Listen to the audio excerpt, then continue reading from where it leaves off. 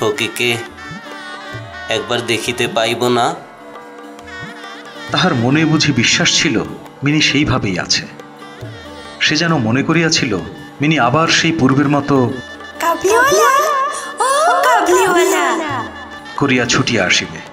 তাহাদের সেই অত্যন্ত কৌতুকাবহ পুরাতন হাস্যালাপের কোনরূপ ব্যত্যয় হইবে না। এমনকি পূর্ব বন্ধুত্ব স্মরণ করিয়া সে এক বাক্স আঙুর এবং কাগজের মোড়কে কিঞ্চিত কিশমিশ বাদাম বোধ করি কোনো স্বদেশীয় বন্ধুর নিকট হইতে চাহিয়া চিন্তিয়া সংগ্রহ করিয়া আনিয়াছিল। তাহার সে নিজের ঝুলিটি আর ছিল না। আমি কহিলাম, আজ বাড়িতে কাজ আছে, আজ আর কাহারও সহিত দেখা হইতে পারিবে না। সে যেন কিছু ক্ষুণ্ণ হইল, স্তব্ধভাবে দাঁড়াইয়া একবার স্থির দৃষ্টিতে আমার মুখের দিকে চাহিল। তারপরে বাবু সালাম বলিয়া দ্বারের বাহির হইয়া গেল। আমার মনে কেমন একটু ব্যথা বোধ হইল। মনে করিতেছি তাহাকে ফিরিয়া ডাকিব, এমন সময় দেখি সে আপনি ফিরিয়া আসিতেছে।